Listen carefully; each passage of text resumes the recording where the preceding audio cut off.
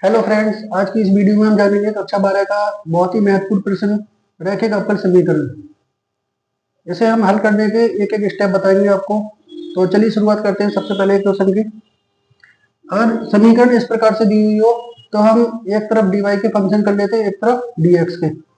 तो यहाँ पर 1 + x² × dy और यहाँ पे dx के दो फंक्शन है, तो इस dx को हम इधर ले जाएंगे। तो यहाँ बन जाएगा cot x dx - 2x/dx 1 + x² × dy बराबर।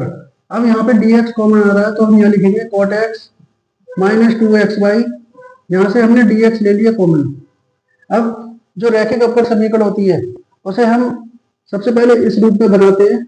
रैखिक अवकल समीकरण की जो पहचान है वो है dy/dx + py = q। इस रूप में हम समीकरण को व्यवस्थित कर लेते हैं। तो सबसे पहले हमें यहाँ पर dy/dx बनाना है, तो इस dx को हम इससे डिवाइड कर देंगे, तो यहाँ बन जाएगा dy/dx। अब इसके बाद dy/dx लिख दिया तो इस फंक्शन को इस बटे में लिखेंगे cot x - 2xy बटे 1 + x²। अब यहाँ पर दो फंक्शन दिए हुए हैं, हम इन्हें अलग अलग डिवाइड करेंगे। तब ये बन जाएगा cot x बटे 1 + x² - 2x बटे 1 + x² × y। अब जो दूसरा स्टेप है उसमें dy/dx दिया है तो यहाँ पे y का फंक्शन होना चाहिए साथ में। तो y का जो फंक्शन है वो इधर लेके आएंगे, तब ये बन जाएगा dy/dx + 2x/1 + x² × y और बराबर में आ जाएगा cot x बटे 1 + x²। अब जो अवकल समीकरण हमने बनाई है वो इस रूप में है। तो सबसे पहले हम इस समीकरण से तुलना करेंगे। dy/dx + py = q से तुलना करने पर जब हम इसकी तुलना करेंगे तो तुलना करने पर p का जो मान है वो बराबर हो जाएगा 2x बटे 1 + x² और q का मान हो जाएगा cot x बटे 1 + x²। जब p और q की वैल्यू हम यहाँ पर तुलना करने के बाद ज्ञात कर लेते हैं तो इसके बाद हम निकालते हैं इसका समाकल गुणांक, जिसे हम बोलते हैं इंटीग्रेटिंग फैक्टर। अब इंटीग्रेटिंग फैक्टर का जो फॉर्मूला होता है वो होता है e⁻ p dx। दूसरा स्टेप होता है इंटीग्रेटिंग फैक्टर निकालने का, तो इसमें हम IF का फॉर्मूला लगाएंगे, तो यहाँ आ जाएगा e⁻p dx बराबर e⁻। अब जो p की वैल्यू है, p की वैल्यू हम यहाँ पे लिखेंगे 2x/1 + x² × dx। अब यहाँ पर यदि हम इस संख्या को t मान लेते हैं तो इसका अवकलन ऊपर आ जाएगा। तो यहाँ पर हम लिखेंगे माना 1 + x² बराबर t।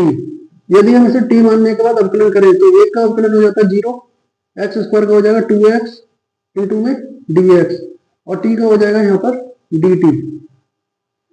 तो इंटीग्रेटिंग फैक्टर जो हमने यहाँ पे फाइंड किया है वो हो जाएगा e⁻2x dx की वैल्यू हम लिखेंगे यहाँ पर dt और इसे हमने माना है t, तो dt बटे t होता है log t, e⁻log t हो जाएगा। अब एक नियम है e की पावर से log कैंसिल हो जाता है, तो यहाँ बचेगा केवल t। अब IF का जो मान है इंटीग्रेटिंग फैक्टर, इसमें हमने t कैसे माना था, t हमने माना था 1 + x² को, तो इंटीग्रेटिंग फैक्टर का मान आ जाएगा 1 + x²। दूसरा स्टेप, अब इसके बाद हम इसका कंप्लीट सॉल्यूशन फाइंड करेंगे, तो इसका फॉर्मूला होता है y × IF बराबर integration q × IF × dx y into, अब IF की जो वैल्यू वो है 1 + x² बराबर इंटीग्रेशन q। अब यहाँ पर q की वैल्यू जो तुलना करके हमने लिखी थी वो थी cot x बटे 1 + x² इंटू, अब IF का जो मान है वो हम यहाँ पे लिख देंगे 1 + x² × dx।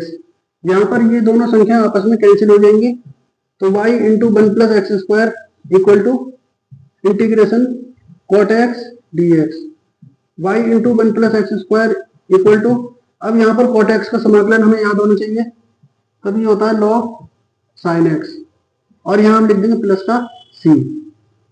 ये हमारा उत्तर होगा। तो दोस्तों, आपको वीडियो कैसी लगी कमेंट में जरूर बताएं और अगर आप नए हैं तो चैनल को लाइक और सब्सक्राइब जरूर करें। धन्यवाद।